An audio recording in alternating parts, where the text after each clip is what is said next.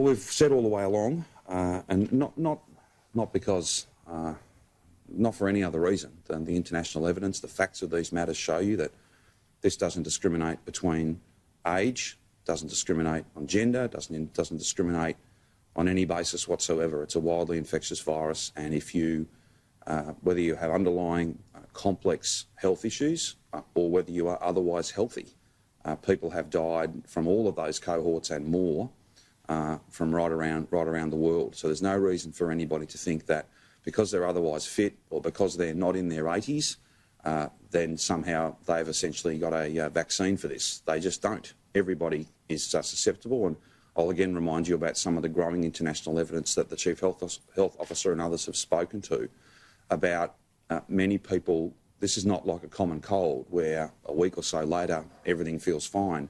It presents in many, not all, but in many, as much more like a chronic illness where it takes quite some time to get over it. This is not something anybody wants to get, and it shouldn't be something anybody wants to give to anybody else, and that's why wearing masks, and it is the vast majority of people are doing that, and I'm very grateful to them. The vast majority of people are staying at home. They're only going out when they need to for the things they need when they need them. But I think the key point to just keep on making, and we saw some of the numbers last week, if you've got symptoms, you've got to get tested, and you've got to get tested quickly. It's more than 160 sites across the state. We're doing thousands and thousands of tests every single day. We get the results back as fast as we possibly can. It's around a 2-day wait. There is that income support if you didn't have sick leave to fall back on. Then while you're waiting for your test, you've got to stay at home. You can't be going out to the shops. You can't be going to work. All that'll do is spread the virus. And what we know is we see, not as a matter of anecdote, not as a matter of opinion, it's what the data's showing us. Aged care, health care, big distribution centres, abattoirs, meatworks, cool stores, big warehouses. These workplaces are driving most of this second wave, and therefore what that tells you is that some people, for whatever reason, it's not a matter of judgment, it's just a fact, some people are feeling sick, they have symptoms and they are still going to work. And if that continues, then we'll just continue to see more and more cases. It's a 2-day wait, but I personally know people who are currently waiting by the 5th day now. What's the reason for that? And obviously 40-something thousand tests is much higher than I think the near 30,000 we could handle in this state.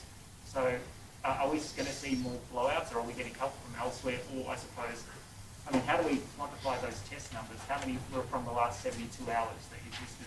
Yeah, so every sort of 4 or 5 days, if you look back and have a look at the trend, we've seen a large number come through, and that'll be about backlog, if you like. So this is about results that have been processed. That is a very substantial number.